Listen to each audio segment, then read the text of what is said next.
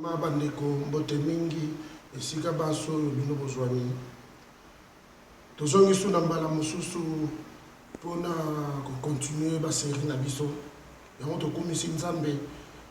na mwa pause moke oyo tozwaki na maele na bwanya oyo aza kopesa biso ntango nyonso nzambe oyo akeli likolo na se nzambe oyo bikela mobiso biza kodépendre na ye kasi ye aza kodépendre na eloko te pe oyo ekokani na ye ezali te yango tokumisi ye nzambe azwa lokumu batata bamama bandeko tozongi lisusu na émission na biso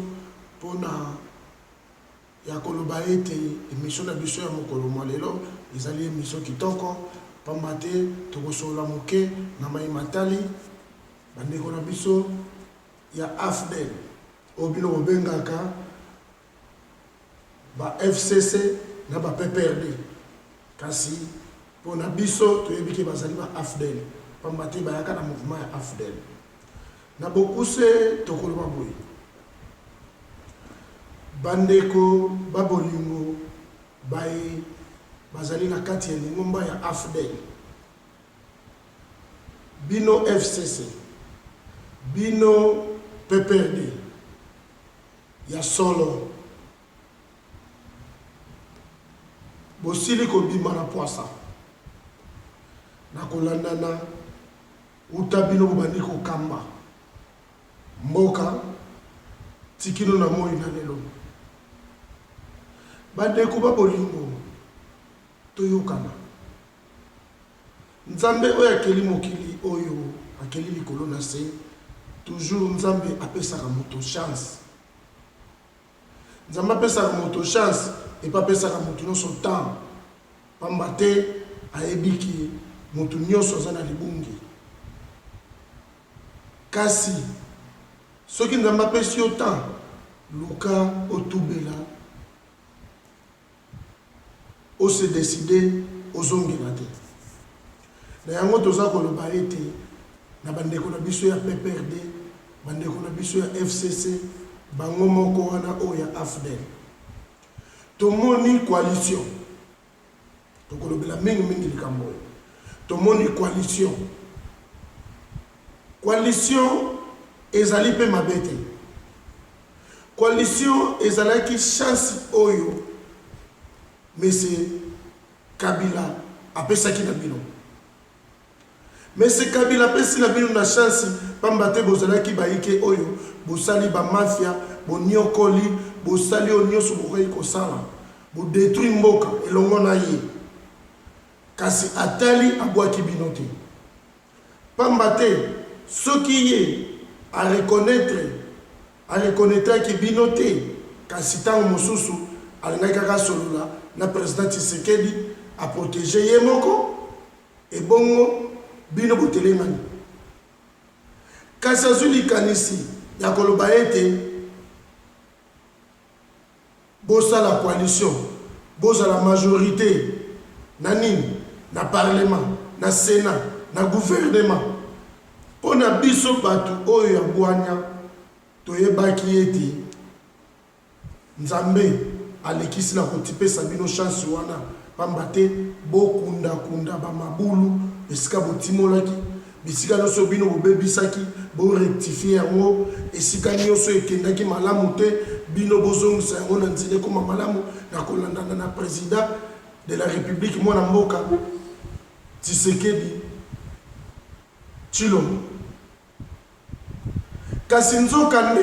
epa na bino maele wana mazalaki te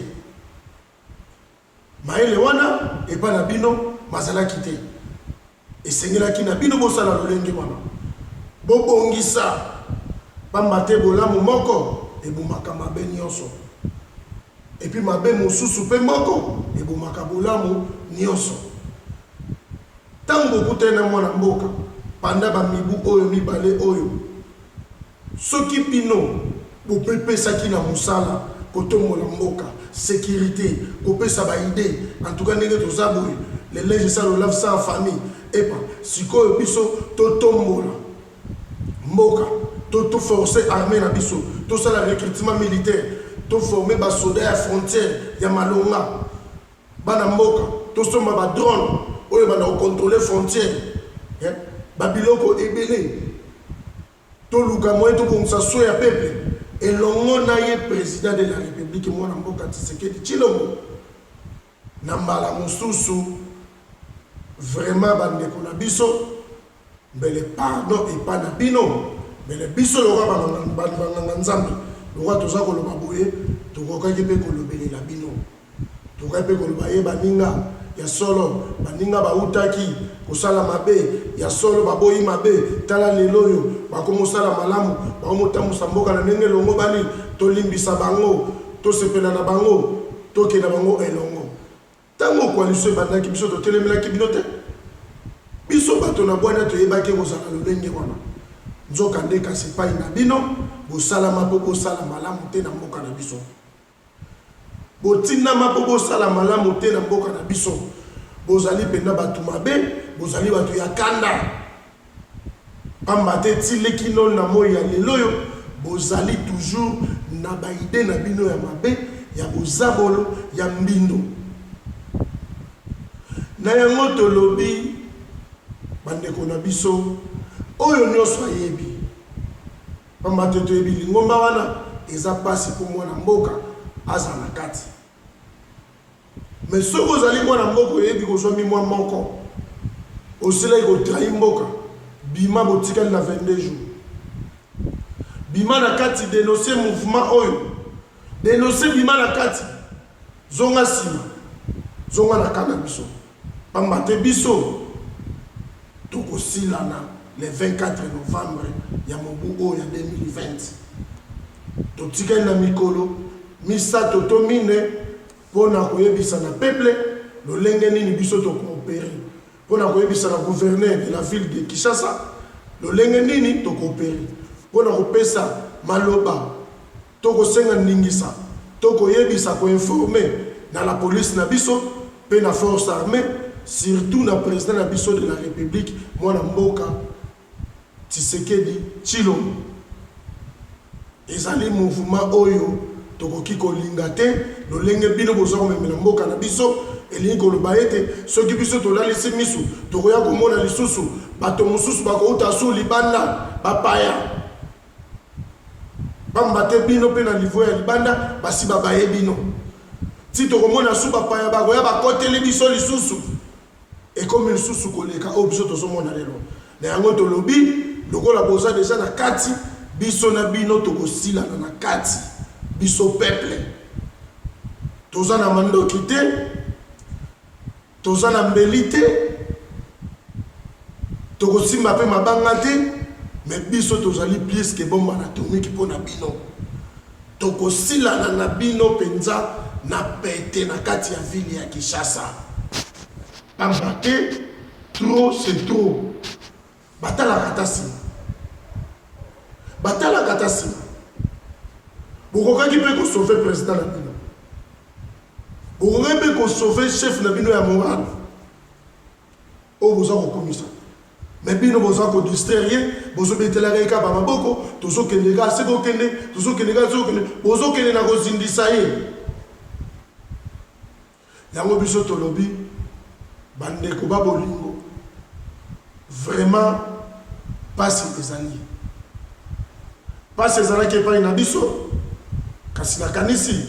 qui ira le premier ira le dernier biso tolelaki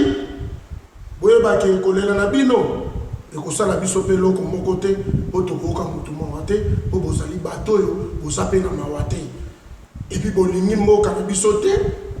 bolingi peuple na biso te boza kaka mpona konyokola biso mpona kodétruire mboka na biso yango tolobi na bachefu ya armée police gouverneur ya ville ya Kinshasa biso tokosala mobulu te kasi mokolo ya le 24 tokobomba te le 5 to le 6 tokoannonce devant peuple congolais devant bakambi nyonso ya mboka oyo basimbi bainstitution lokola gouverneur de la ville lokola ministre de l'intérieur lokola chef de la police lokola chef d'état-major général il y a force armée, lokola ministre de défense, lokola yemei président de la République. Mwana mboka Tshisekedi Tshilombo mbote mingi siko zwami monsieur le président nzamba batela yo nzamba zala na yo na nengo so bandaki to lobi ete papa longoni ya mingi kasi tika na yo suka wana oye tikali biso musana biso ni yo so bandi ko mise en charge biso etikali siko biso moko peuple pe to mise en charge lolenge oyo ya testament papa Tshisekedi wa Mulumba atigelaki biso alobi na biso esengeli na biso moko po totambola bien totambola malamu esengeli to mise en charge yango tolobi à partir le 24 novembre ezali mouvement ezali rébellion te ezali biso na biso peuple eza sensibilisation ya peuple pamba te koloba kofinga kotiola munguna aza ko progresser mabe ezali kaka kokola baza kosala toujours ba maele na bango ya mabe tango nyonso yango tolobi mbala oyo bandeko ba biso tokofinga te tokobeta te tokotiola te kasi tozwa solution et puis nzambe na nguya asi kopesa biso solution les 5 ya mobu oyo na sikanisi etikali mikolo mibale to misato tokoleka na koyebisa peuple nyonso na koyebisa mokili mobimba oyo esengeli na biso bakinois biso bana kini tosala mpona kosikola mpona kolibere mboka na biso na lolenge elongo bani pamba te 2023 eza susu mosika te pamba te mayele na bino efandi na 2023 soki bokanisi bokosimba su seni wana bokosi soki bokanisi bokokamba lisusu mboka oyo bokosi bomemi biso na distraction pendant 2 ans totaleli bino tokanisi neti bokozonga bato bokosala eloko bosoigne bobongisa esika bino bobebisaki nzoka nde makanisi na bino ezali soki moke lolenge wana te ezala biso banganga nzambe tosili kosenga na nzambe nzambe ayoka peuple na ye mawa ayoka mboka na biso mawa apesa biso victoire devant banguna na biso bino penza bozali banguna kona na papa maréchal oyo alobaki na biso alobi monguna zeli ngai nazwa maladi aya kopoignarde ngai na nsima ya mokongo na ngai yango batata bamama bandeko tozongisi lisusu liloba oyo soki pende ezalaki lokuta bayike tokanisaki mpe ezali lokuta to ezalaki defete epai ya papa maréchal Mobutu Sese Seko mais na oyo biso tomoni na baexpérience oyo tovivre na bamakanisi oyo bato bazolakisa ti lelo elakisi na biso ete ya solo papa Mobutu alobaki ya solo bato oyo bazali mpena banguna na biso bazali baennemi na biso alors il faut todénoncer bango tolongola bango na scène politique na biso mboka ezali ya biso biso à part mboka oyo Congo démocratique tozali na mabele mosusu te tozali na mboka mosusu te tokozwa mpe kosomi te biso peuple tosangana le 24 novembre tokoyebisa na bino lolenge oyo biso peuple tokosala yango tolobi bonne compréhension mwana mboka oyo azali na kati ya mouvement ya kindakati abimaka na ye déjà adénoncer atika pamba te tokosangisa nyonso tokotika moko te yango tolobi lisusu batata bamama bandeko tozala malamu tosala mosala tozali nango ya révolution